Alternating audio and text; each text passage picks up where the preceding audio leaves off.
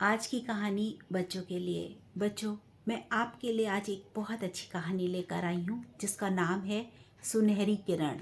तो चलिए सुनते हैं अपनी कहानी को। गट्टू गहरी नींद में सो रहा था। सुबह का 6 बजा था। सूरज की सुनहरी किरण ने खिड़की पर हौले से दस्तक दी। वो गट्टू से मिलने अंदर आना चाह रही थी, पर खिड़की बंद थी। अब वो बाहर ही खड़ी इंतजार करने लगी।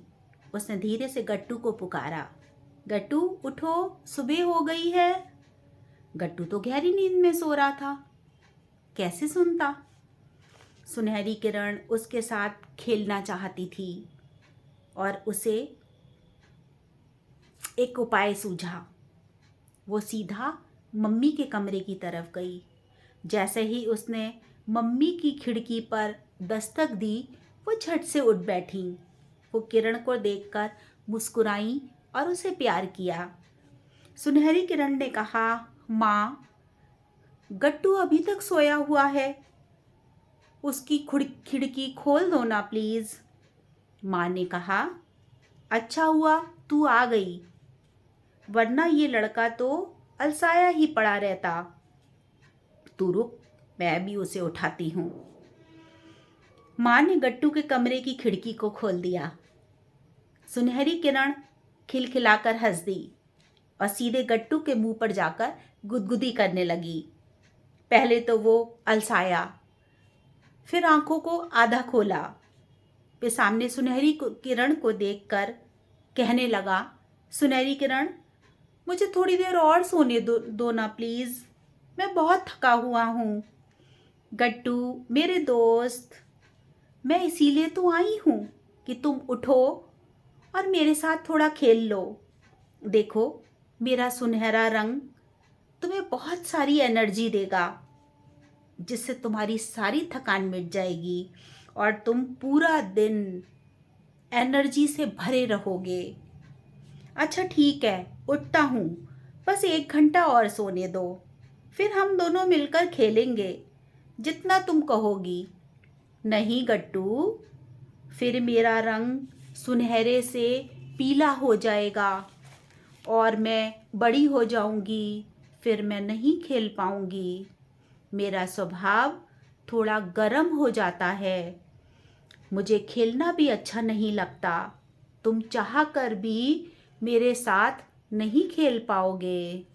अच्छा ठीक है, तो हम कल खेल लेंगे, अभी तुम जाओ यहाँ से, गट्टू ने सोते सोते कहा।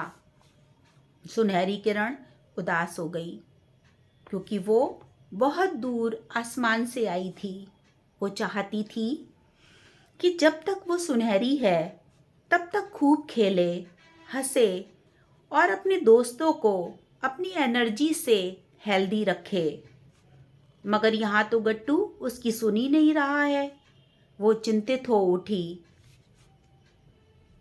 अगर गट्टू का यही हाल रहा तो बड़े होकर वो मजबूत कैसे बनेगा? मजबूत ना बना तो बड़े बड़े काम कैसे कर पाएगा?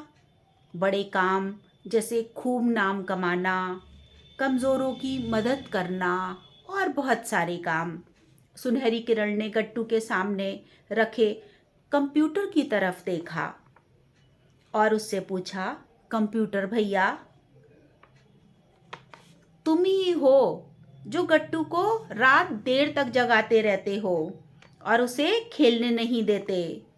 कंप्यूटर ने कहा, नहीं सुनहरी किरण, हमें गलत मत समझो, हमने तो कल रात गट्टू के प्रोजेक्ट बनाने में पूरी मदद की थी, फटाफट सब काम साफ साफ कर दिया था और देखो कितनी सुंदर तस्वीरें भी ढूंढ कर दी हैं।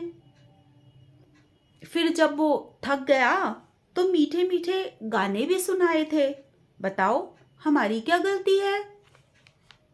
हाँ कंप्यूटर भैया, तुम ठीक तो कह रहे हो, मगर तुम्हें नहीं पता कि तुम्हारी वजह से गट्टू कितना आलसी हो गया है। अब ना तो वो बाहर खेलने जाता है और ना ही दिमागी मेहनत करता है। सब काम तो तुम ही कर देते हो। तुम ही बताओ, मैं क्या करूं? अगर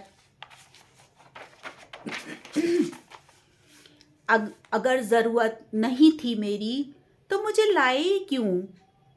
मुझे बताया ही क्यों? और मेरा आविष्कार ही क्यों करा? मैं इतना बुरा हूं? कहकर वो उदास हो गया। सुनो दोस्त, तुम उदास मत हो और मेरी किसी भी बात को दिल पर भी मत लगाओ। गलती तो गट्टू की भी है। देखो, अति तो किसी भी चीज़ की अच्छी नहीं होती, बहुत बुरी होती है। बिल्कुल खाने में नमक की तरह, अगर जरा सा भी नमक ज़्यादा हो जाए तो स्वाद बिगड़ जाता है और नमक ज़रूरी भी है। ठीक उसी तरह तुम ज़रूरी भी हो, लेकिन सीमित समय के लिए ही। हाँ, एक बात ज़रूर है, तुम इतनी खतरनाक रेडिएशन छोड़ते हो ना कि गट्टू की सब आंखें खराब हो रही हैं। क्या तुम चाहते हो कि गट्टू के चश्मा लग जाए? सुनहरी किरण, तुमको तो कुदरत ने बनाया है और कुदरत की बनाई हुई चीज़ हमेशा सबके भले के लिए होती है। नदी, पहाड़, पेड़, पौधे, फूल, फल, सब्जियां, हवा, सब के सब हमें तो इंसान ने बनाया है और इंसान की बनाई हुई चीज़ें कुदरत से मुकाबला कैसे कर सकती हैं? कोई ना कोई त्रुटि ज़रूर रह जाती है और उसी का दुष्प्रभाव इंसानी जीवन पर पड़ता है। तुम तो बहुत अच्छे हो दोस्त, अपना दिल छोटा मत करो। तुम्हारी रेडिएशन अच्छी नहीं होती, सब किया धरा उसी का है और बदनाम तो तुम होते हो। वो मेरे हाथ में नहीं है सुनहरी किरण। चार्ल्स वेबेज जब मुझे बना रहे थे तब वो इसी बात से चिंतित थे, मगर मेरे फ़ायदों के बारे में विचार किया तो रेडिएशन का खतरा लेने को तैयार हो गए, यही सोचकर कि इसका भी कोई ना कोई हल निकाल ही लेंगे। अब वो तो है नहीं इस दुनिया में, ऐसे में किसी ना किसी को इसके बारे में आगे आना होगा। तब तक मैं क्या करूं? कहकर कंप्यूटर की आंख से आंसू बहने लगे। सुनहरी किरण ने कंप्यूटर को स्क्रीन को चूम लिया। रो मत दोस्त, देखो इसीलिए तो मैं आई हूँ, ताकि मेरे साथ खेलने से गट्टू की आंखों में रेडिएशन का असर कुछ कम हो जाएगा। पर गट्टू है कि उठता ही नहीं। कल रात मैंने कई बार चाहा कि गट्टू अब सो जाए, उसकी आंखों में दर्द भी हो रहा था, पर शौक के आगे संयम रहा ही कहाँ है। कल तो वो देर तक जागा है, इसलिए उठ ही नहीं रहा है। उन दोनों की बातचीत में काफी समय बीत गया। चलो कंप्यूटर भाई, अब मैं चलती हूँ, मेरे जाने का समय हो गया है। आज गट्टू के संग खेलने की इच्छा अधूरी ही रह गई, लेकिन मैं कल फिर आऊंगी। आखिर दोस्त हूं ना।